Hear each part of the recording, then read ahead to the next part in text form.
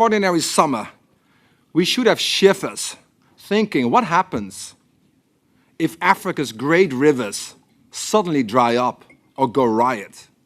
We know, of course, that 1/3 of Pakistan is underwater today. And in Jackson, Mississippi, very recently, 1 million water bottles have been handed out. This is the climate crisis in action. But in Africa, climate shocks are going to hit home even harder. And we must be ready for it. But as you said, President Macky Sall, Africa itself will not stop. It has awoken. It is the engine of the world economy. But it won't continue unless Africa adapts. All of us, everywhere, would feel the fallout of Africa not adapting. It cannot be contained. But we don't have to go there. This year, I have been extremely inspired by my travels in Africa. I was in Kenya, I was in DRC with you, President Tshisekedi. I was in Ghana visiting you, President Akufo-Addo. And only a few days ago, I was with you, President Macky Sall, in Senegal. I've seen firsthand Africans taking adaptation action. I've seen the resilience of the people. Africa is standing up, and its adaptation solutions are ready to be scaled up. And when I was in Kenya, I visited a community in Makwene. And there was a song, and Secretary General Nfaike, I will not sing it here, I will not embarrass particularly myself, but the lyric was, you climb a mountain and you find good things on top of it. So you climb a mountain and you find good things on top of it. And adaptation in Africa is like climbing this mountain. But it is also a massive, massive opportunity for transformation, for jobs, for growth, for development. And I'm sure that with all of you in this room today, if you look around, just look around briefly, with all of you here in this room today, we have the dream team to climb this mountain together. So, Excellencies, of course, as part of our journey climbing this mountain, the next summit after today is Sharm el-Sheikh. But success in Egypt will hinge on whether Africa's needs are met or not. And adaptation action in Africa needs to be front, it needs to be center. Fortunately, Africa has the commitment. Fortunately, Africa has the plan. We just saw in the video the AAAP, the Africa Adaptation Acceleration Program. It's Africa developed, it's Africa owned. It was launched by Africa's leaders, and Africa's leaders are here with us again today. They remind us that the AAAP is Africa's flagship venture, and that it is the vehicle for delivering the Africa Adaptation Initiative. The program, it has the scale, the program has the ambition to deliver what Africa and the African Union expects in terms of adaptation support. No other African adaptation projects comes close in terms of ambition. What is it? A $25 billion over 5 years program. Is that too ambitious? No. Africa's adaptation finance gap is $41 billion a year. AAAP is therefore about turning the tide on resilience in Africa. And what is more, the AAAP already has the track record to deliver. Since launching last year, more than $3 billion of investments on the ground for people in Africa have become reality. And half of the needed funds, $12.5 billion, are already there. The other half, though, another $12.5 billion, remains to be mobilized. My very good friend, my big brother, President Adesina, is going to update you on the way forward on the AAAP, on the billions for Africa. And obviously, that's also why it's good that Mahmoud is here with us. COP27 is the opportunity to close in on that target. Another realistic milestone for COP27 is to complete the more modest $250 million upstream financing facility. What is that? Well, actually, it's the transmission belt to mainstream adaptation in all large-scale projects of the DFIs. It's the millions needed to shape the trillions and the billions. With its demonstrated leverage ratio of 1 to 100, the upstream financing facility is also a smart investment. It's good value for your money. So let's make the upstream financing facility and the ADF replenishment, which Akin will talk about, a success in Sharm el-Sheikh. And in doing so, let us secure presidency. Africa is unstoppable indeed by unlocking its full adaptation potential together. And that is the adaptation breakthrough for COP27 we're all striving for. We have to double down on adaptation this year. The Global Center on Adaptation, we thank every one of you for being part of this movement for many, many years. But let's now turn this summit today into an action agenda. And it's my honor to first invite the co-conveners of this summit today. First and foremost, the person who is driving this agenda when you were at the helm of the United Nations. The person who is the co-chair of the board of the Global Center on Adaptation, Secretary General Ban Ki-moon. You have the floor, sir.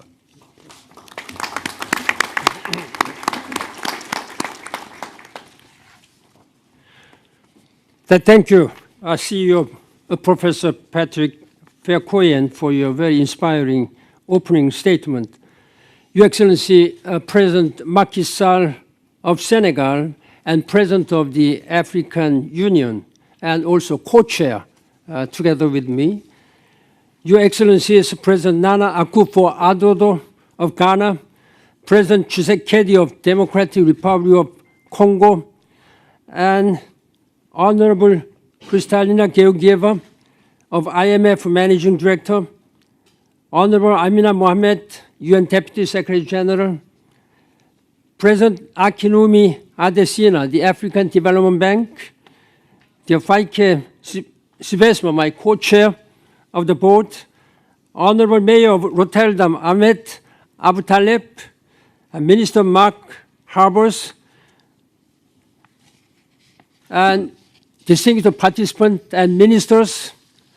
It's a great honor for me to co-chair this important GCA Adaptation Summit meeting in the presence of many African presidents and European ministers, heads of international organizations. The world has a fever. You have probably heard me say this before many times. I make no apologies for that because, tragically, the patience is not on the mend. The fever burns hotter and higher with every day that passes.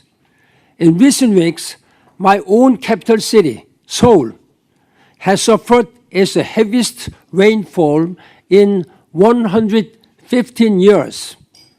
More than 10 people were killed. Pakistan has fared much worse. More than 1,000 deaths, or nearly 1 million hectares of crops destroyed, hundreds of bridges washed away, a third of the country underwater. Just 12 years ago, when I was serving as a Secretary General, I saw for myself, my own eyes, what had happened to Pakistan. Pakistan is now being washed away after 12 years.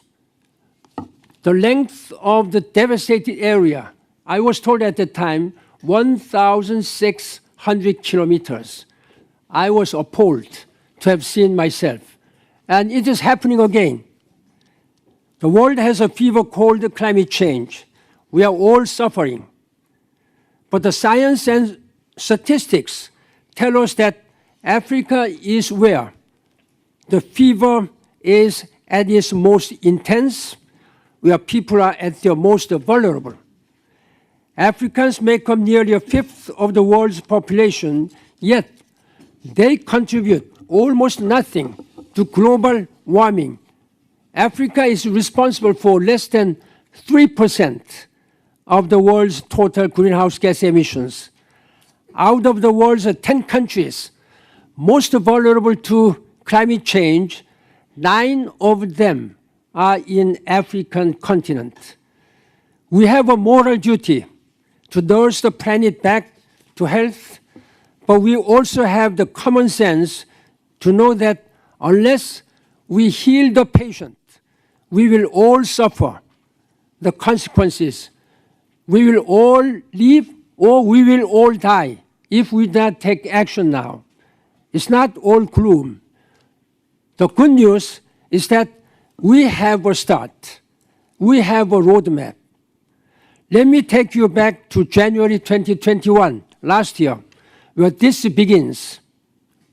It starts with the launch of the African Adaptation Acceleration Program.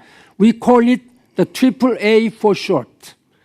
A few months later, GCA and African Development Bank with the African Union and the Africa Adaptation Initiative convened the largest meeting ever of African and global leaders on climate change, and the AAA was endorsed by all of them, yourselves. From there, we moved to Glasgow for COP26. I see Alok Sharma in the room. And Alok, you deserve a round of applause because it was in Glasgow. Thank you. Thank you very much, Minister Alok. We've been speaking many times in the past few months. He deserves a round of applause because it was in Glasgow that the world agreed to deliver on the Paris Agreement by committing to doubling adaptation financing. This firm commitment now sees to turn into urgent action. The AAA is Africa's plan for how to respond to the climate crisis by mobilizing $25 billion for adaptation in the areas of food security, resilient infrastructure, climate finance, and youth employment. The AAA is working through 2 mechanisms. It has the upstream financing facility, which GCA hosts, which is mobilizing $255 million over 5 years to help African countries access the best knowledge, science, and solutions. And the second mechanism is a climate window, which is part of the African Development Bank under the leadership of President Adesina. Since Glasgow, we are moving into higher gears. We at GCA are working together with our partners, with the AFDB, the World Bank, the European Investment Bank, with African institutions, with governments and civil society, with the private sector, and with the youth constituencies. We have, under the impressive leadership of CEO Patrick Verkooyen, already influenced $3 billion of investments through the upstream financing facility. $1 invested in the facility leads to $100, 100 times influenced to bring the best adaptation solutions to Africa. But the upstream financing facility can do so much more. Its potential is huge. With this leverage ratio of 1 to 100, this is truly a winning investment. And it is for this reason that I am calling upon all our development partners to engage with us and to contribute and to deliver on the Glasgow Pledge to double adaptation finance. I have visited recently Ukraine, August 16. I have seen for myself the terrible cost this senseless war is inflicting, not just in Ukraine, but around the world. The people of Ukraine are suffering, and the shock waves are causing pain across Europe and further afield, particularly including Africa. It is Africa that is bearing the brunt of the pain with the triple crisis of fuel, finance, and fertilizer. If all goes to proof, if proof were needed, how interconnected the world today is. We cannot address the crisis in Ukraine in isolation. We cannot forget about Africa. That is why this is the time to invest in adaptation for Africa. Excellencies, ladies and gentlemen, let us work to make this world, particularly African continent, sustainable for succeeding generations.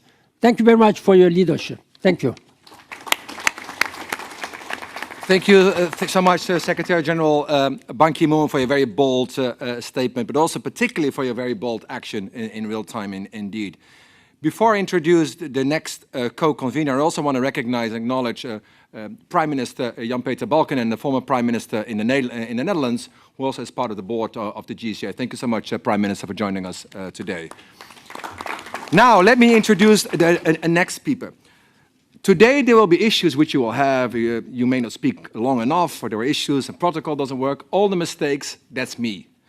But all the good things which are happening with GCA today, yesterday, and tomorrow is actually because of one person who is not only a good friend, he's also my mentor for many, many years.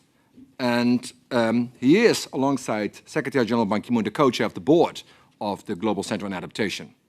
He is also a man of action, representing the business community. Feike Siebesma, you have the floor, sir. Thank you. Yeah, I take all the compliments up front, so appreciate it, Patrick. Excellencies, colleagues and friends, appreciate it. And as co-chair, like Patrick said, of the board of GCA, together with Secretary General Ban, and also as co-founder and co-chair of the 125 Global Climate Business Leaders of the WEF, I would like to thank you for being here today at this wonderful floating headquarters, a kind of ark that adapts on the rising waters around us, thanks to Mayor Abu Taleb of Rotterdam. Thank you very much for being able to be here. This is an important moment of adaptation to the climate agenda. We are 2 months away from COP27 in Sharm el-Sheikh in Egypt, and I'm happy that Mahmoud is here, and I'm happy that Alok is here. The world is working hard on implementation of the Paris Treaty, but we must unfortunately concluding that at this stage we are not yet on track to prevent and reduce CO2 emissions in order to keep global warming beneath the 1.5 degrees Celsius by 2030. Mitigation is, of course, an imperative if we want to have a future, but we cannot escape from the fact that climate change is already there right now. Here in Europe, we have faced a summer wake-up call, devastating heat records, wildfires raging across Spain, Portugal, France, trade disrupted by record low waters in the River Rhine, etc. That's caused by the glacier melt in Switzerland. So since we are unsuccessful in previous decades in reducing the emissions, climate change is now making its presence, and it is felt more and more around the globe. It brings almost the story of the frog in the boiled water and not noticing during that period what is happening. Climate change uses to be something of the future, but like I said, it is something today. And sadly, the countries that are most vulnerable to climate change have done the least to cause it. So in Africa, and the vanguard of vulnerability, and that is why adaptation to climate events are so important and are overwhelming even. Also communities in Africa and other areas, it is so important to address. GCA is fully engaged with governments, with international organizations like WTO, like IMF, like the World Bank, UN, also present here. But we acknowledge that nearly 80% of the trillions that will be needed for adaptation has to come from the private sector, with whom we need to engage much more, with whom is hardly present here today and at the climate agenda. And I speak as someone who is head and heart from the private sector. And I can tell you the private sector is behind its step up on climate adaptation. The private sector is sometimes too slow with mitigation and reduction of emissions, but are working on that, but is quite unaware about the adaptation actions and what need to be done and what they can do in their own supply chains, as well as contributing to the global agenda via their technologies and solutions. GCA, under Patrick's leadership, will step up its efforts to engage and also involve the private sector. The benefits of this are mutual. The private sector can gain from this enormously, and it can contribute to many countries in the world. The private sector companies that are dependent, to give you an example, on agricultural input streams, have a risk, have a vulnerability, and need to become resilient. And I'm thinking about not only the food industry, but also chemistry, pharmaceuticals, others, who need to identify the risk they have in their own supply chains and their own sustainability, their own resilience to climate change. If they don't adapt, they can suffer a lot of losses. But also companies not only in the supply chains, but are in areas located with their locations and sites where water rising, droughts or flooding can jeopardize their operations. So we need to address this. But there's a second reason why the private sector should be involved in this. And that is simply due to the fact that their money, that their solutions, that their technology, that their innovations, that even their business can help countries and societies to become more resilient. And for those two reasons, I believe the private sector should step up. Our aim is to integrate the private sector much more as an actor, and I hope that the governments are also here present, especially from Africa, but also European countries. I hope that they can help me in engaging the private sector. This is a collective effort, all sectors, and we need to step up. Without much higher determination, it's inevitable that the world will be witness to far bigger waves of immigration. And that is a third reason why we need to step up on this whole climate adaptation to make countries much more resilient compared with today. That's a self-interest of Europe, clearly. That's a self-interest of other areas in the world also. And therefore, to conclude, we need the support of all of you. And I'm very glad and even proud that all of you are here. GCA is helping to set the agenda, to do the advocacy, that people know what adaptation is and why it's needed right now. Secondly, we do the research and develop solutions which can be implemented and spread around the world. And thirdly, we are also supporting, facilitating, coordinating sometimes the implementation of those solutions, for example, together with Hakim Adesina in the AAAP program. And we do that in the 6 chosen areas: in food, in water, infrastructure, cities, taking care of the finance of it, and involve the next generation youth involvement. With that, we can make GCA's activities contributing to a better world, a more resilient world, a more sustainable world. So let's get on with it, and I look forward to collaborate and to work with all of you, together with my co-chair, Mr. Ban Ki-moon, and of course with our leader of all these operations, Patrick Verkooyen. Thank you very much. Well, thank you so much, Feike, for your strong words. Before we come to our African heads of state imminently, Before we come to people who are still online, we also have the president of Ethiopia online joining us really soon. We're of course very keen to hear her views.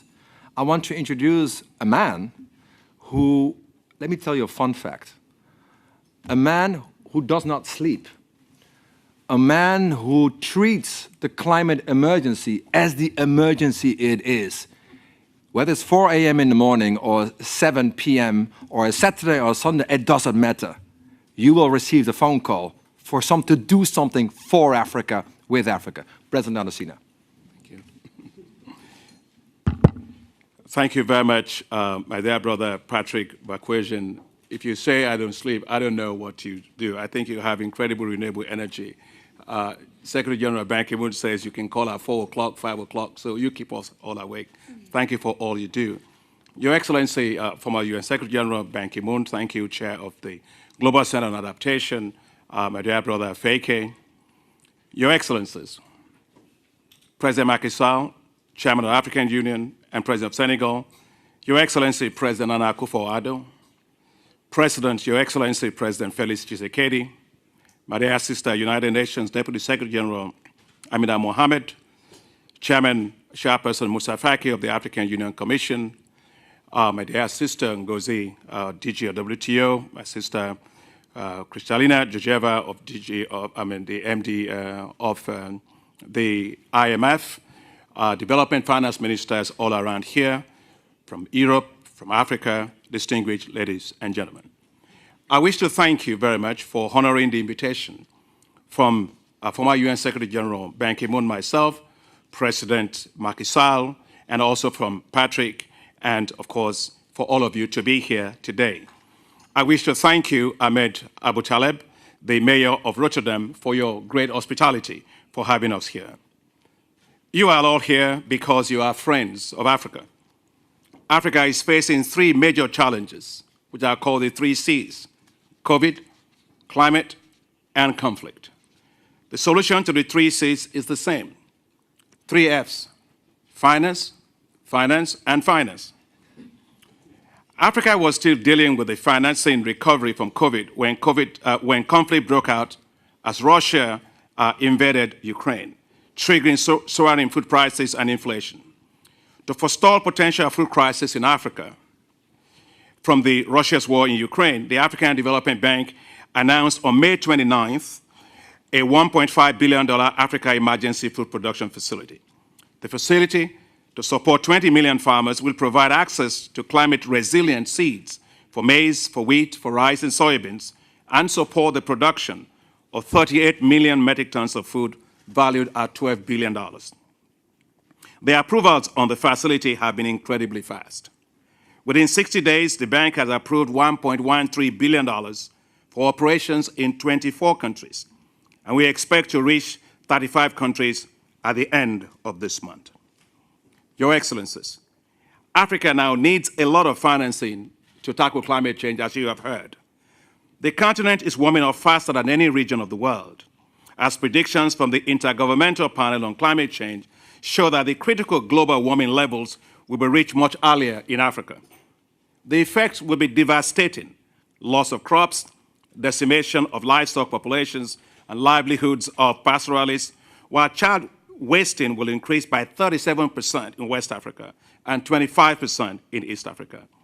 A 1-degree increase in temperature is also going to be associated with 11% greater risk of conflict in Africa, as it triggers weather-related disasters and conflicts, with already 4.3 million Africans already displaced due to climate change.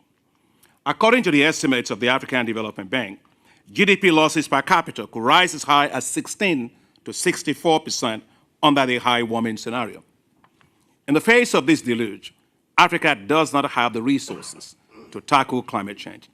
The continent receives only 3% of global climate financing, and if this trend continues, Africa's climate financing gap will reach $100 billion to $127 billion per year through 2030. The current financing of climate in the world is not meeting the needs of Africa.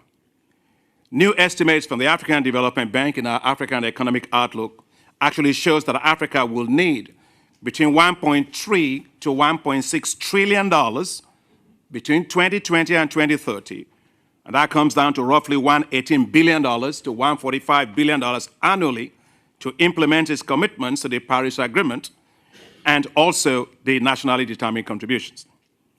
The African Adaptation Acceleration Program, AAAP, is Africa's own program, supported by African heads of state, to mobilize more resources for climate change and to advance the objectives of the African Adaptation Initiative. The African Development Bank and the Global Center for Adaptation, we are mobilizing $25 billion for this program, which is the largest ever climate adaptation effort globally, for which the African Development Bank has already committed $12.5 billion. The AAAP has an upstream facility, as you have heard, at the GCA, and a downstream facility at the African Development Bank. The upstream facility, which needs capitalization of $250 million, will help to mainstream solutions on climate adaptation. The downstream facility at the bank, to be capitalized at $1.75 billion, will help to leverage additional climate finance for adaptation by a factor of 4 times to deliver $7 billion of additional adaptation finance. The GCA and the African Development Bank are already showing very good results on the AAAP. In fact, the AAAP's upstream facility at the GCA with Patrick and their team has already helped to generate $3 billion of mainstreamed climate adaptation investments by the African Development Bank, from agriculture to energy to transport to water and sanitation. I wish to thank you very much, Alok, and also Vijay from the UK for your delivery on your promise of £20 million for the upstream facility at the GCA, which has already been fully disbursed. We now need full financing of the balance of $12.5 billion for the AAAP. Your Excellencies, the African Development Fund's 16th replenishment now presents such a wonderful opportunity we must not miss. Never have the stakes been so high for Africa's low-income and fragile states that depend on the ADF. 9 out of the 10 countries most vulnerable to climate change in the world are in sub-Saharan Africa, and all of them, 100%, are all ADF countries. Yet the ADF countries do not have access to global finance on climate. To change this, the ADF has introduced what we call the Climate Action Window. This window is hoping to mobilize between $4 billion to $13 billion for climate adaptation for these ADF highly vulnerable countries. What will it do? It will be used to support 20 million farmers with access to climate-resilient agricultural technologies. Another 20 million farmers to get access, including pastoralists, to weather-indexed crop insurance, reviving 1 million hectares of degraded land and providing access for about 9.65 million people in terms of renewable energy. That's the scale of action that we are going to be forcing and driving. Commitments made by developed countries to provide $100 billion annually in climate finance for developing countries are long overdue. Your Excellencies, Africa can no longer wait. This is the time to support the African Adaptation Acceleration Program with the money that it needs. This is the time to support as well the African Development Fund's 16th replenishment. This is the time to support the Climate Action Window of the ADF 16th replenishment. Your Excellencies, present here today are action shapers, from heads of state and government to the Deputy Secretary General of the United Nations, the African Union Commission's chairperson, the Vice President of the European Union Commission, development ministers to heads of global financial institutions, from the head of IMF, the head of WTO, bilateral agencies, multilateral development banks, and many more. If there was ever a group that can shape success and deliver climate adaptation for Africa, it is the leaders in this room today. You are the doers, and that's why you are here. So let's rise and deliver for Africa. Let's secure our common future. Let's put up the resources for climate adaptation in Africa. The past got us to where we are now. Now let us create a new path, a new future, our common future, where every African can thrive in a climate-secure world. We are grateful once again for coming. Thank you very much. Thank you so much, President Adesina, not only for your inspiring words, but particularly for your action on the ground, on the continent, indeed. So let us now turn to the heads of state, to the heads of government from Africa, being here in the Netherlands, being here in Rotterdam. And I have an extraordinary honor to introduce a person who is not only the head of state, but is also chairing the African continent for the year, who is a man who is extremely bold and very executive. And I'm sure, President Macky Sall, you have very clear expectations as well from this meeting. We're all very keen to hear it. President Macky Sall, thank you so much again.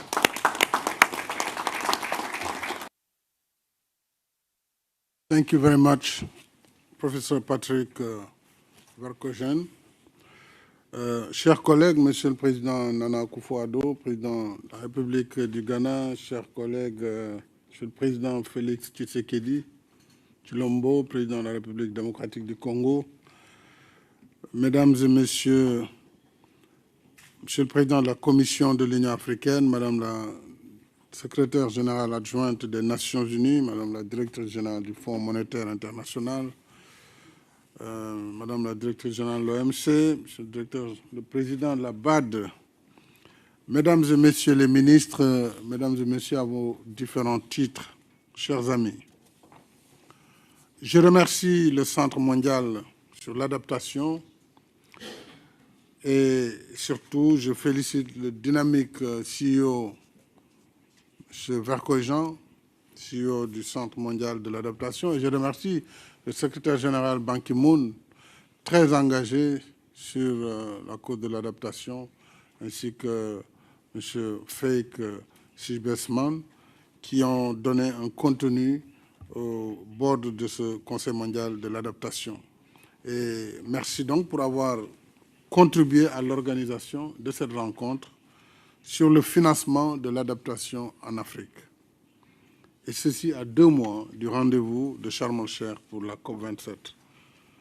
Je tiens à saluer les dirigeants des institutions multilatérales ici présentes, les banques multilatérales de développement.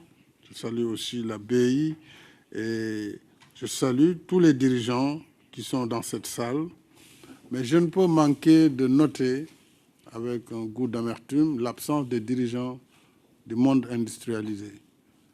Je pense que si nous avons fait l'effort de quitter l'Afrique, de venir à Rotterdam, il était plus facile quand même pour les Européens et les autres d'être là, puisque ce sont les principaux pollueurs de cette planète, et c'est eux qui doivent financer l'adaptation. Donc s'ils sont absents dans cette salle, comme le constat est fait, si le secteur privé également est absent, qui est l'un des principaux pollueurs, ça nous donne un goût d'inachevé avant même de démarrer cette rencontre. Je me devais, en toute honnêteté, d'exprimer cette déception. L'Afrique, continent vulnérable au changement climatique, est en retard sur le processus d'adaptation. L'Afrique bénéficie très peu des financements et investissements verts, malgré l'existence de mécanismes dédiés. Pourtant, même s'ils polluent le moins et restent les plus vulnérables aux effets du réchauffement climatique, les pays africains demeurent pleinement engagés dans l'action climatique. La résilience des écosystèmes et la conservation de la biodiversité et de l'habitat naturel qui offrent tant à l'humanité.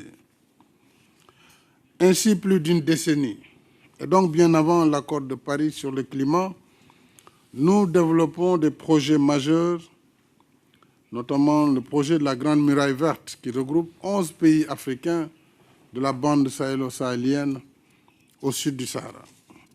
Je rappelle que ce projet de la Grande Muraille Verte, doté d'un plan d'investissement prioritaire décennal sur 2021-2030, qui est un plan de 18 milliards de dollars, qui vise à soutenir des initiatives locales de reboisement, de restauration des terres et de création d'activités agro-silvopastorales génératrices de revenus. Ainsi, au titre de ses efforts internes, mon pays ambitionne de protéger 500 000 hectares de forêt, réaliser également 500 000 hectares de plantations et réduire de 90% ces superficies vulnérables aux feux de brousse. En outre, le Sénégal, parmi les pionniers dans la mise en œuvre de la Grande Muraille Verte, a versé l'année dernière une contribution volontaire de plus de 800 000 $ en appui à l'Agence panafricaine de la Grande Muraille Verte, en plus de ses cotisations statutaires. C'est juste une façon pour nous de marquer la priorité élevée que nous accordons à cette initiative continentale bâtie sur une vision à la fois écologique, climatique et humaniste, centrée sur l'homme et son cadre de vie. Le projet de la Grande Muraille Verte fait l'objet d'échanges réguliers au sein de la Convention de lutte contre la désertification, mais aussi des plaidoyers comme le One Planet Summit de janvier 2021 et la COP26 de Glasgow. Tous ces efforts ont permis de rendre plus visible le projet de la Grande Muraille Verte et suscitent des engagements financiers cumulés de l'ordre de 20 milliards de $. Nous attendons maintenant leur mobilisation. Il faut saluer cet élan solidaire. Mais ce qui fera la différence, c'est la mobilisation effective de ces ressources, en appui à la réalisation de projets concrets sur le terrain, au plus près des populations. Il faut dire que les engagements financiers de l'accord de Paris sur le climat et les nombreuses annonces en faveur de la résilience climatique et économique et de la relance post-pandémie Covid-19, il faut dire que tout cela tarde à se concrétiser. Il en est ainsi de 100 milliards de $ par an promis en soutien aux efforts d'adaptation et de réduction d'émissions des pays en développement, engagement qui aurait dû être matérialisé depuis 2020. Nous sommes bientôt fin 2022. Au demeurant, cet engagement n'est pas une faveur faite aux pays en développement, il faut le rappeler. Il s'agit de mettre en œuvre le principe agréé de responsabilité commune mais différenciée, dans le cadre des efforts solidaires que tous les pays doivent mener pour sauver la planète Terre, notre habitat commun. Ce principe traduit une approche équitable et solidaire des solutions au réchauffement. Quand des pays comme ceux de l'Afrique sont appelés à renoncer aux schémas pollueurs que d'autres ont suivis sur des siècles pour mettre toute la planète dans son état actuel d'urgence environnementale, il est juste et logique qu'en contrepartie, le coût de l'adaptation qui en découle soit partagé de façon équitable. C'est tout le sens de notre plaidoyer pour la mobilisation des annonces déjà faites, notamment l'engagement financier de 100 milliards de $ par an de 2020 à 2030, l'affectation à l'Afrique d'une partie des obligations vertes, les fameux green bonds, et autres investissements innovants, en rendant aussi les mécanismes d'accès aux finances climatiques plus simples et plus transparents. En plus de l'objectif visant à recueillir 25 milliards de $ d'ici 2025, nous attendons surtout du programme d'accélération de l'adaptation en Afrique. Nous attendons donc un accompagnement diligent en termes d'expertise pour l'accès des projets et initiatives éligibles au mécanisme de financement vert. Je sais que le Centre global pour l'adaptation travaille dans cette voie. C'est ainsi que le programme répondra de façon concrète aux objectifs qui lui sont assignés à travers ces 4 piliers que je rappelle: technologie numérique, intelligente pour l'agriculture et la sécurité alimentaire, la résilience des infrastructures, l'autonomisation des jeunes et les initiatives financières innovantes. Alors, une autre priorité pour nous concerne l'agriculture résiliente. Au mois de mai dernier, à l'initiative de la Banque africaine de développement, nous avons lancé un plan africain d'urgence pour la production alimentaire à hauteur de 1,5 milliard de dollars, avec comme objectif la production sur le continent de 37,6 millions de tonnes de céréales, de culture vivrière. Je salue la dirigeante du président Adesina. Et la BAD a déjà approuvé sur 2 mois 1,13 milliard de dollars en faveur de 26 pays africains. Et ce qui fait que déjà la campagne en cours agricole a pu être accompagnée. Je voudrais saluer cette diligence en ces temps de crise. Nous avons besoin de réactions rapides lorsque la situation est une situation d'urgence. L'Afrique est résolument déterminée à dépasser les actions contextuelles pour une transformation agricole adaptée au changement climatique, porteuse d'autosuffisance alimentaire et créatrice d'emplois. Mais pour ce faire, il nous faut développer le nexus énergie, eau, agriculture résiliente, qui assure la conjonction et la disponibilité des éléments de base, à savoir l'énergie verte, l'eau, l'engrais, des semences et gènes améliorés, ainsi que des équipements post-récolte, y compris la chaîne de froid et des magasins de stockage pour la conservation des produits. Il est important de rappeler que nous avons de très gros taux de perte post-récolte en Afrique. C'est paradoxal.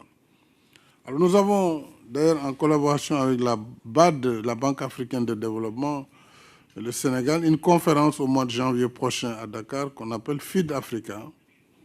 C'est justement pour parler de manière concrète de ces sujets sur l'agriculture. Un autre point, et je vais m'arrêter sur ce point, mais très important pour nous, c'est le financement d'une transition énergétique juste et équitable, qui reste une priorité élevée pour l'Afrique. Je ne reviendrai pas sur ce qu'a dit le rapport de l'Agence internationale de l'énergie, sur l'hypothèse de l'utilisation du gaz africain sur 30 ans. Nous ne pourrions augmenter que de maximum 3,5 degrés. Enfin, nous ne serions responsables que de 3,5% des émissions de CO2. C'est-à-dire que nous sommes très loin de cet objectif. Alors, ce qui serait juste et équitable, c'est que l'Afrique continue ses efforts d'adaptation, s'il obtient les financements, mais dans le cadre d'une stratégie de mix énergétique. Une stratégie de mix qui permet d'avoir un base load comme dans tous les pays du monde. Il faut une énergie de base qui permette de soutenir notre économie. On ne peut pas laisser l'Afrique simplement dans les énergies renouvelables. Là aussi, c'est un discours qu'il faut déconstruire. On n'a jamais vu un pays se développer uniquement avec des énergies renouvelables. Donc il faut que d'abord on accepte de nous accompagner dans un mix énergétique qui permette un baseload, qui permette une énergie compétitive à bon marché. Et bien entendu, il faut le maximum d'énergie renouvelable pour accompagner ce mix. Et déjà, nous y travaillons. Mon pays, aujourd'hui, a 31% d'énergie renouvelable. C'est énorme. Mais on ne peut pas ne pas mettre du gaz, ou si on avait une autre source fossile, de la mettre également pour atténuer le coût de l'énergie sur nos économies. Nous faisons du renouvelable. Nous avons déjà un projet de 1000 villages financé grâce au Fonds vert et à la Banque ouest africaine de développement, qui sera financé bientôt. Et c'est dire qu'avec les réserves en ressources naturelles, le continent détient un formidable potentiel aussi en hydrogène vert, sans émission de CO2, pouvant répondre à ses propres besoins en énergie et répondre aux besoins mondiaux pour contribuer à la neutralité carbone. C'est dire que, je vais m'arrêter là, qu'il nous reste moins de 10 ans sur le chrono mondial 2030 de l'action climatique et du développement durable. Reste 8 ans précisément. Au-delà des effets d'annonce, il urge de faire face à nos obligations collectives de justice climatique et d'équité économique et sociale vis-à-vis de l'Afrique. Mobilisons-nous donc ensemble pour relever solidairement les défis globaux qui transcendent les frontières et impactent la vie sur Terre. Il y va de l'intérêt et de la responsabilité de chacun de nos pays, parce que ce n'est pas seulement le sort de l'Afrique qui est en jeu, mais aussi l'avenir de la planète et le destin de l'humanité. Je vous remercie de votre aimable attention.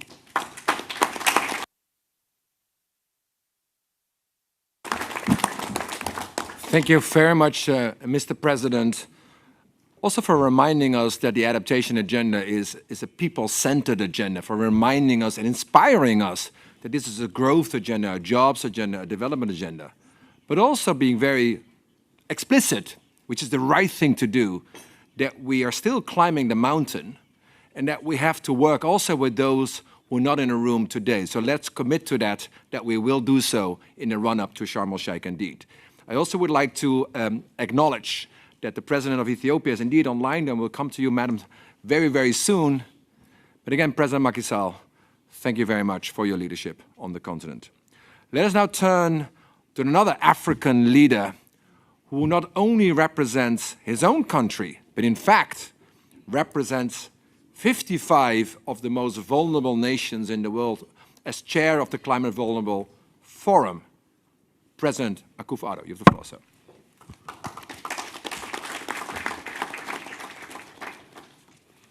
Co-chairs, Your Excellencies, participants, ladies and gentlemen, I thank the conveners of this summit, the Global Center on Adaptation, GCA, the African Development Bank, the former Secretary General of the United Nations, Mr. Ban Ki-moon, and His Excellency, Monsieur Macky Sall, President of the Republic of Senegal and current Chair of the African Union, for the invitation to participate in this event.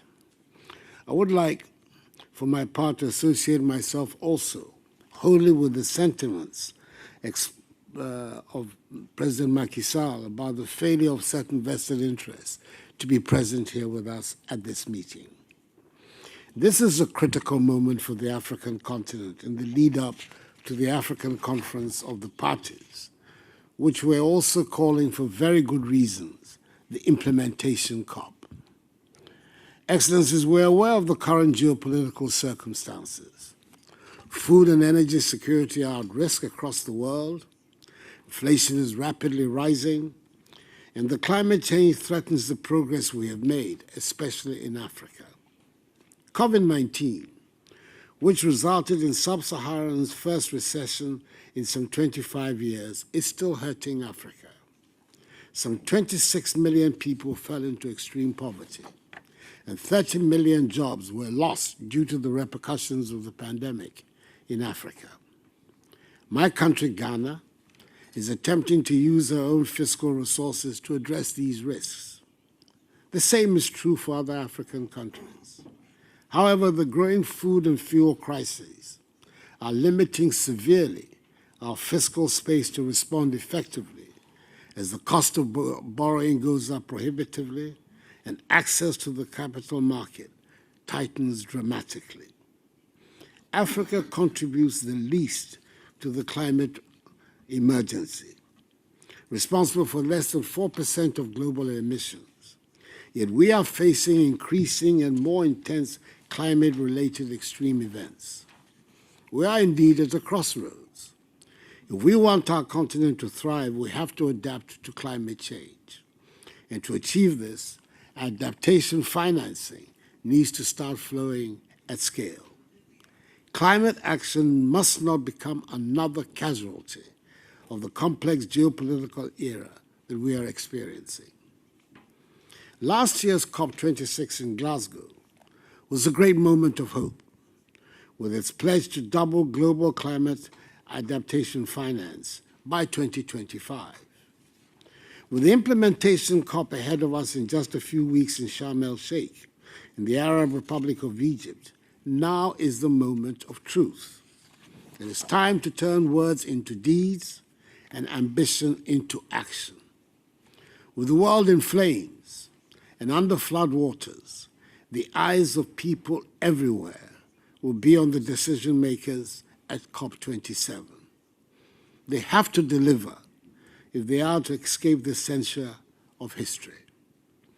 Excellencies, I want to thank Professor Patrick Vercoyen, CEO of the GCA, for his tireless leadership in mobilizing the Africa Adaptation Acceleration Program, AAAP, together with Dr. Adesina, the dynamic president of the African Development Bank. The AAAP, with its laser focus on food security, resilient infrastructure, climate finance, and youth employment, is Africa's solution to the multiple crises we face. The program intends to mobilize some $25 billion over 5 years to scale up and accelerate adaptation action. The African Development Bank has, in a truly laudable gesture, committed to providing half of the amount. This is evidence that Africa has the leadership and determination to engage in solutions to her own problems. But Africa needs its friends from across the world also to scale up their support for concrete adaptation solutions delivered through the AAAP. We expect these friends to manifest their solidarity and friendship by delivering the other half, just as we believe the time is long overdue for the developed countries to make good on their annual $100 billion pledge for climate adaptation. As chair of the Climate Vulnerable Forum, Ghana will also push COP27 to deliver on the commitment to doubling adaptation finance alongside other priorities. Financing climate adaptation makes economic sense. It is much more cost-effective than paying the bills every time they're due for increasingly frequent and severe climate shocks and disasters. As a middle-income country, Ghana stands to lose out of the effects of more acute and frequent climate hazards. Thankfully, through the AAAP, we're making progress in addressing the climate emergency. The Ghana Roadmap for Climate Resilient Infrastructure, which was launched earlier this year, provides an investment blueprint for adaptation in Ghana, highlighting in stark terms the cost of inaction. By 2050, climate impacts could lead to some $4 billion in damages to the transport sector. As a consequence, 80% of women and girls could lose access to health care. With AAAP support, the Ghana Infrastructure Investment Fund will access the Green Climate Fund to finance adaptation interventions to mitigate these risks for a safer, more prosperous future. We expect these initiatives to deliver tangible progress towards Ghana's adaptation and development objectives. By laying the foundation now, we bestow to future generations stronger, safer, and healthier communities. Young people have done the least to cause climate change, and yet will suffer its impact the most. Across Africa, the continent with the world's youngest population, we must scale up the solutions that deliver green jobs and resilient livelihoods. It is for them and future generations that we must all come together and use this summit as a turning point to create a more prosperous, greener, and fairer world. We cannot fail in this endeavor, as success is the greatest inheritance that we can leave for the current and future generations. Africa must close the adaptation financing gap. We cannot wait. I look forward to the swift implementation of the AAAP. The fate of our continent and of our common humanity on this planet depends on it. I thank you for your attention. Thank you very much, President Akufo-Addo, also reminding us indeed that conflict, COVID, and climate needs to be addressed together in an integrated manner. And also, again, congratulations for your role as chair of the Climate Vulnerable Forum. We as GCA are very honored to be the managing partner and secretariat to this important body indeed. Let's turn to a man who reminded us just before Glasgow that Africa was tired of waiting. Who reminded us just before Glasgow that there is the plan, there is the commitment, but now we need action. President Tshisekedi, you have the floor, sir.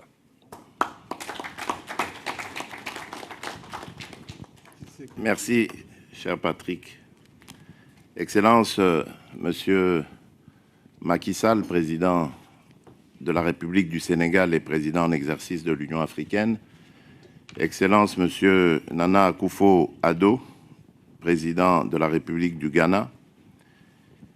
Madame la vice-secrétaire générale des Nations Unies, Monsieur le Président de la Commission de l'Union africaine, Madame la directrice générale de l'Organisation mondiale du commerce, Madame la directrice générale du Fonds monétaire international, Monsieur le Président de la Banque africaine de développement, Monsieur Ban Ki-moon, secrétaire général honoraire des Nations Unies et co-chair de du Global Center of Adaptation, Monsieur le Président de la COP26, Monsieur le Directeur exécutif du Centre mondial sur l'adaptation, cher Patrick, Mesdames et Messieurs, en vos rangs, titres et qualités, distingués invités, je suis heureux de prendre part à ces importantes assises consacrées à l'adaptation en Afrique. À mon tour, je voudrais également déplorer l'absence des leaders des nations industrialisées ainsi que des représentants du secteur privé qui sont, comme on le sait, les plus grands pollueurs et qui auraient eu des réponses ici, immédiates, à nos questions. Mais qu'à cela ne tienne, je suis convaincu qu'ils entendront parler de la portée de cet événement, pour lequel d'ailleurs je tiens à remercier les organisateurs de m'avoir invité à partager mes réflexions et porter la voix, ainsi que l'expérience de la République démocratique du Congo qui se positionne véritablement en pays solution face à la menace que représentent les changements climatiques. Nous savons tous combien le dérèglement climatique inhibe les efforts de développement sur le continent africain.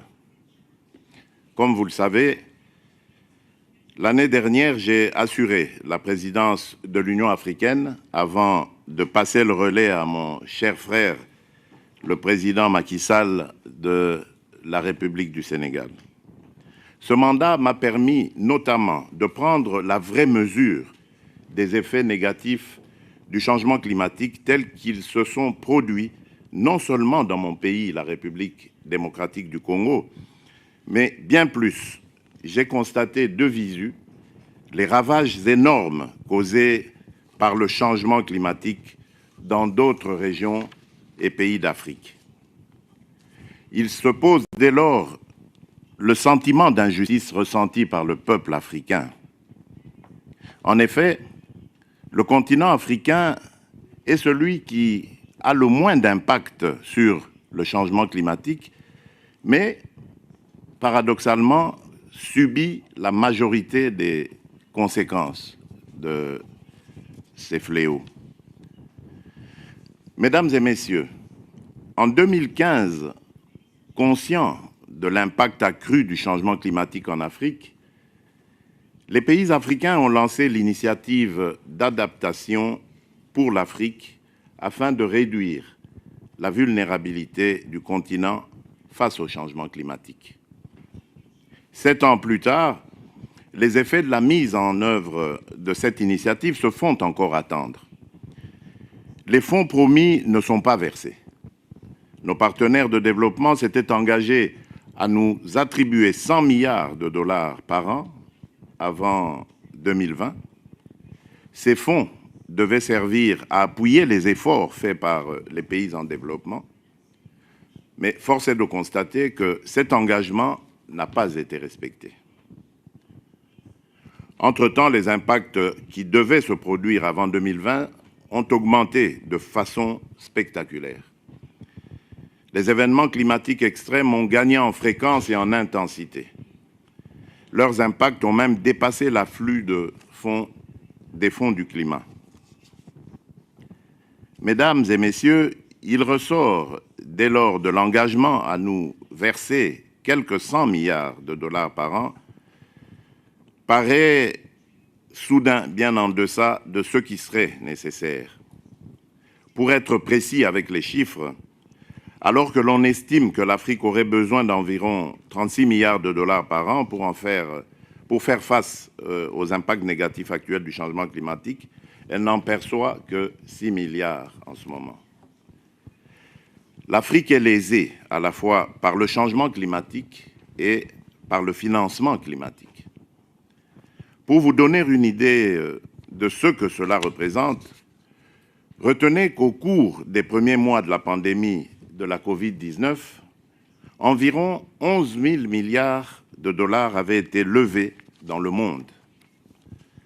Alors que nous luttions déjà contre l'impact du changement climatique, la Covid-19 et la tempête économique de la flambée des prix du carburant et des denrées alimentaires sont venus s'ajouter, frappant ainsi durement l'Afrique. La pandémie a plongé l'Afrique subsaharienne dans sa première récession depuis plus d'un quart de siècle. Elle a pratiquement stoppé l'élan du continent vers le développement économique. En tant que président de l'Union africaine, j'avais dirigé l'élaboration du plan d'action pour la relance verte de l'Union africaine qui portait à la fois sur la Covid-19 et le changement climatique. Il nous fallait affronter ces deux crises en même temps. J'ai donc été heureux que le Centre mondial pour l'adaptation et la Banque africaine de développement s'associent en créant le programme d'accélération de l'adaptation en Afrique qui est aligné sur le plan d'action pour la relance verte. Le programme est unique en ce sens que son objectif est de mobiliser environ 25 milliards de dollars d'ici 2025 auprès de toutes les sources. Ces fonds doivent servir à intensifier et à accélérer l'action d'adaptation climatique sur le continent africain. La Banque africaine de développement s'est engagée à en fournir la moitié. Lorsque nous nous sommes rencontrés à Glasgow durant la COP26, la décision a été prise que les nations développées doubleraient leur contribution financière pour l'adaptation au climat d'ici 2025. Nous avons besoin d'être sûrs que ce financement est disponible et qu'il contribue à financer ce qui fonctionne déjà en Afrique. Le programme africain d'accélération pour l'adaptation fonctionne très bien sur le continent et nous félicitons la Banque africaine de développement ainsi que le Centre global pour l'adaptation pour la mise en place de ce nouveau programme qui présente un potentiel prometteur pour l'Afrique. J'invite les donateurs à désormais fournir le financement nécessaire pour assurer le succès de cette initiative. Le moment pour le faire, c'est maintenant. Je suis très satisfait de voir que la Banque africaine de développement est en première ligne pour garantir que les pays africains à faible revenu aient les ressources nécessaires pour s'adapter au changement climatique. Le dernier rapport du panel intergouvernemental sur le changement climatique démontre très clairement que l'Afrique est le continent le plus vulnérable au changement climatique. Par conséquent, la Climate Action Window du Fonds africain de développement est une excellente chose pour l'Afrique. J'appelle l'ensemble des donateurs du Fonds africain de développement à faire des contributions substantielles pour une recapitalisation réussie du fonds et un financement intégral de sa Climate Action Window. L'adaptation est essentielle pour créer un avenir plus prospère. C'est pourquoi le programme d'accélération de l'adaptation en Afrique est le plan de l'Afrique que nous devrions tous soutenir. Mesdames et messieurs, en République démocratique du Congo, nous avons fourni des efforts importants pour préserver nos forêts.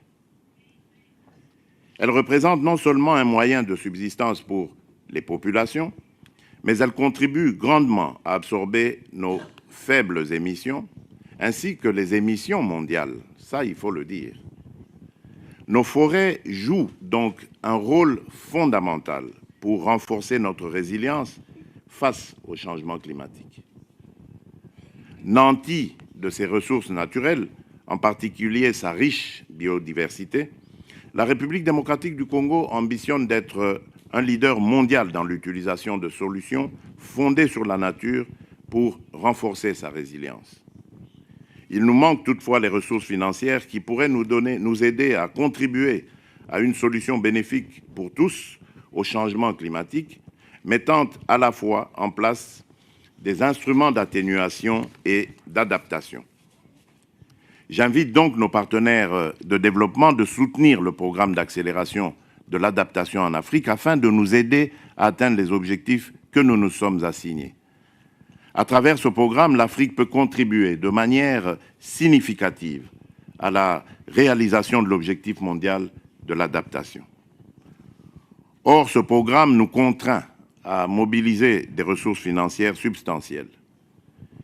Le lancement du programme d'accélération de l'adaptation en Afrique mobilise 250 millions de dollars américains pour financer la facilité de financement en amont qu'il héberge afin de soutenir son travail.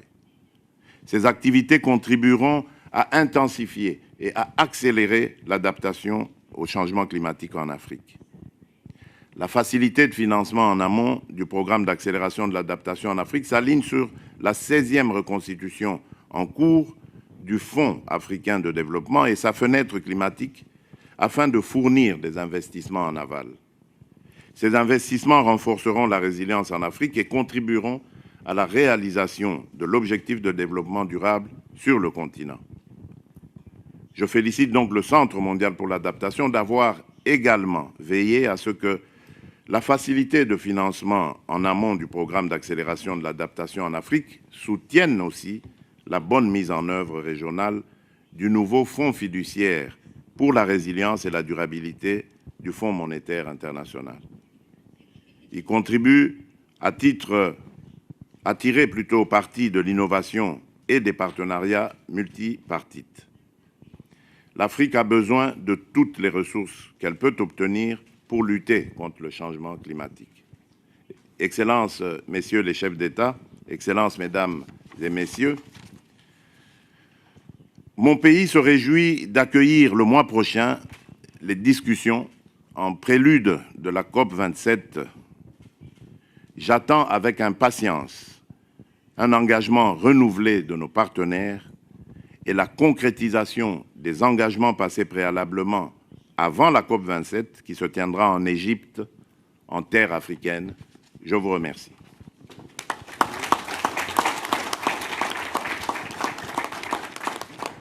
Thank you so much, Mr. President. Tshisekedi also reminding us that money is there in the global system, but it has to flow to Africa. It has to flow on adaptation.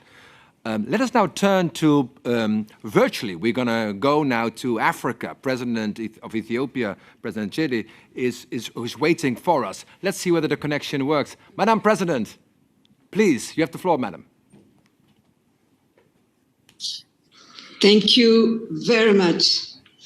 Excellences, Monsieur le Président Macky Sall, Président en exercice de l'Union africaine, Excellencies, President Nana Akufo-Addo from Ghana and President Tshisekedi of the DRC, my dear sisters and brothers present in the room, ladies and gentlemen. First of all, I would like to thank you for arranging the possibility to join you virtually at this Africa Adaptation Summit. And I would like to thank former UN Secretary General Ban Ki-moon, the President of the African Development Bank, Akinwumi Adesina, and the CEO of Global Center of Adaptation, Professor Patrick Vercoen, for organizing this summit and for their unwavering commitment. The timing is especially critical as we all look forward to COP27 in Egypt, the Africa COP. If extreme weather catastrophes over the past weeks have not convinced us that climate change is happening, we are in a dangerous state of denial. Across the globe, countries have been confronted with extreme weather conditions, drought, flooding, wildfires, unprecedented heat of waves, increased desertification. It has been said by the previous speaker, and I will repeat it. Africa is suffering enormously from the devastating effects of climate change. This is serious in the whole of Africa due to the droughts in East Africa. In the past 2 years, we've been barely had rains. This has serious implications for food security, has decimated a lot of livestock, affecting the livelihoods and incomes of pastoralists and causing displacement of population as they search for water. To say that Africa, which suffers losses of 7 to 15 billion per year, which could rise to 50 billion per year by 2040, is clearly the most vulnerable region of the world, is not in any way an exaggeration. Amid this, there is some hope, and hope we need. In Ethiopia, we're witnessing a huge transformation in wheat production in irrigated perimeters due to access to farmers to wheat-tolerant wheat varieties with the support of the African Development Bank. The bank's technologies for African agricultural transformation has been providing Ethiopian farmers with those seeds. The cultivated area under these heat-tolerant wheat varieties increased from 5,000 hectares in 2019 to reach 655 hectares now. This will definitely allow Ethiopia to be self-sufficient in wheat production. We have not imported wheat this year, and the plan is to become, of course, a net exporter of wheat. The Green Legacy Initiative in Ethiopia, by promoting green culture, aims to significantly decarbonize the economy of the country while improving livelihoods and socioeconomic development of citizens. Over 20 million citizens are involved in regreening Ethiopia every year. This initiative has motivated the establishment of several thousands of nurseries that are able to raise billions of seedlings every year. The lesson is clear. We must do all to scale up access of farmers in Africa to climate-resilient agricultural technologies. I wish to commend the Global Center on Adaptation and the African Development Bank for their bold action plan, the African Adaptation Acceleration Program, which has set a goal of mobilizing $25 billion for climate adaptation in Africa. We should all support this effort. I wish the presidential dialogue between African heads of states and government and other global leaders had taken place in order to accelerate progress in mobilizing support and resources for the AAAP. I join leaders who have spoken before me in deploring their absence. And in fact, to be a bit bold, sometimes we should not appear to be talking to each other while those who should be with us are not present. This program is a game changer for Africa, the AAAP on climate adaptation. I call on all the development partners to fund this program. By doing so, we will assure that Africa can build climate resilience. We call for a substantive 16th replenishment of the African Development Fund, and especially to boost its capacity to deliver climate actions at scale through its climate action window. We need ADF to climate-proof Africa. Let's make the slogan, "Together we will build a more climate-resilient Africa," a reality. I thank you for your kind attention. Thank you very much, Madam President, for a very bold statement indeed. And let's work together in the coming weeks and months ahead of us to drive this adaptation agenda forward indeed. The Africa Adaptation Acceleration Program was indeed conceptualized by many of you here around the table, but there was one person who was there from the beginning. There was one person who has coordinated all partners on the continent to come forward in a united way. It's a very important chairperson of a very important institution. He's also a member of the board of the Global Center on Adaptation. Chairperson, Moussa Faki, you have the floor, sir.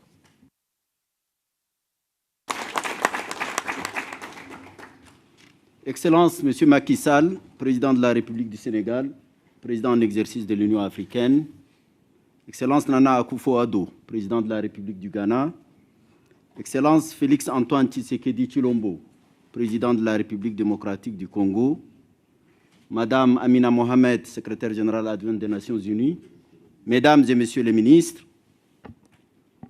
Monsieur Ban Ki-moon, ancien secrétaire général des Nations Unies et président du Global Center on Adaptation, Professeur Patrick Verkogen, CEO du Global Center on Adaptation, Dr Akin Adesina, président de la Banque africaine de développement, Dr Ngouzi, directrice générale de l'OMC, Madame Christina Georgieva, directrice générale du FMI, Mesdames et Messieurs distingués participants.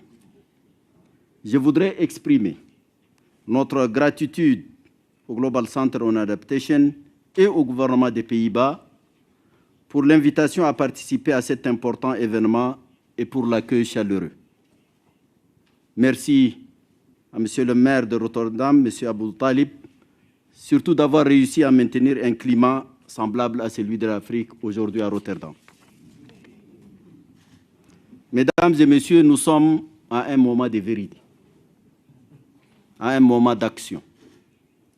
Il y a péril en la demeure planète. J'ai fait mienne l'observation du président Macky Sall sur la regrettable absence des dirigeants européens à cette rencontre. Permettez-moi, Mesdames et Messieurs, de faire 4 remarques fort succinctes. La première est relative au constat. Les meilleures données scientifiques à notre disposition montrent que l'Afrique reste un contributeur marginal aux émissions de gaz à effet de serre responsables du changement climatique. L'Afrique n'est responsable que de 3% de la détérioration globale. Le deuxième élément du constat indique que le continent a pris l'option de contribuer à la solution mondiale à travers des efforts au niveau national, par des plans d'adaptation souvent soutenus par des allocations budgétaires. À ce titre, je rappelle que l'Afrique consacre entre 2 et 5% de son PIB à l'adaptation au changement climatique. Le troisième élément de constat réside dans la part incongrue de l'Afrique dans le volume global d'investissement dans la lutte contre la dégradation des conditions climatiques. Ce bref constat montre un déséquilibre patent entre la responsabilité de l'Afrique et le volume de ressources en sa faveur. C'est là que réside l'une des plus choquantes injustices à l'égard de ce continent. Ce constat est d'autant plus frappant que l'Afrique s'est dotée d'un arsenal juridique solide et diversifié pour prendre en charge sa part dans l'adaptation au changement climatique. En sus de la volonté politique affichée, le continent a mis en place de nombreuses structures, dont notamment le comité des chefs d'État et de gouvernement sur le changement climatique, CAOS, la stratégie et le plan d'action de l'Union africaine sur le changement climatique et le développement résilient, qui constitue la politique continentale en matière de changement climatique. Cette stratégie couvre l'ensemble du spectre de l'adaptation et du développement à faible émission de carbone. Pour couronner cet effort, l'Union africaine a en juillet dernier adopté la position commune africaine sur l'accès à l'énergie et la transition juste. Le deuxième point que je voudrais soulever concerne l'acuité de réponse rapide aux exigences africaines. Il faut souligner ici qu'on ne peut pas parler d'atteindre le net zéro alors qu'environ 54% de la population africaine, estimée à 1,3 milliard d'habitants, est toujours privée d'électricité, ne connaît même pas l'électricité. Tandis que les nations développées se sont servis sans limite des énergies fossiles avant d'amorcer le questionnement sur la transition écologique. L'Afrique au potentiel gazier notamment important continue de végéter dans la non-industrialisation. Une exception africaine s'impose ici. Cela devrait commencer par l'adhésion au principe de la Convention cadre des Nations Unies sur les changements climatiques, dont des responsabilités communes mais différenciées. Si la question n'est pas traitée à travers l'adaptation et autres mesures pertinentes, le changement climatique aura des effets dramatiques sur le continent. Nous le vivons déjà au Sahel, dans le bassin du lac Tchad, dans la Corne de l'Afrique, les phénomènes El Niño à l'est et à la partie australe du continent le démontrent. La troisième remarque porte sur le financement. C'est là où le bas blesse. Le but esquissé pour le financement climatique destiné à l'adaptation en Afrique est loin d'être atteint. Du montant total de ces financements, seuls 21% en sont destinés à l'adaptation. Chers amis, l'optimisme BA ici n'est pas permis. Des chiffres faramineux ont été souvent annoncés, mais jamais réalisés. Bien évidemment, nous nous félicitons de l'engagement du pacte de Glasgow de doubler le financement d'ici 2025. J'espère qu'au moment où nous avançons à grands pas vers la tenue de la COP27 à Sharm el-Sheikh en Égypte, de tels engagements seront rigoureusement tenus. Dans le contexte fiscal actuel de la plupart des pays africains, qui subissent l'impact disproportionné de la pandémie de la COVID-19, de la crise énergétique, alimentaire et sécuritaire actuelle, une réflexion sur l'alignement de l'allègement de la dette souveraine aux objectifs du climat mérite d'être engagée. Une telle réflexion à laquelle nous appelons doit nécessairement s'ajuster aux spécificités de toutes les catégories de nos économies en Afrique. La quatrième remarque porte sur la construction de la solidarité internationale. Bien que l'Afrique, comme je l'ai souligné dans mon propos si haut, subit une insupportable double injustice, elle ne cesse de donner les gages de son attachement à la construction de nouveaux modèles de multilatéralisme climatique.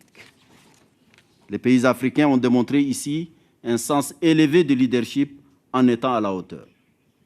Nous restons engagés en faveur d'une action mondiale collective sur la base de notre objectif commun, dont la réalisation suppose un degré d'engagement solidaire pour faire face dans l'équité à nos obligations forcément différenciées. Ainsi, aura-t-on peut-être déconstruit, M. Macky Sall, les discours sur l'Afrique. Je vous remercie.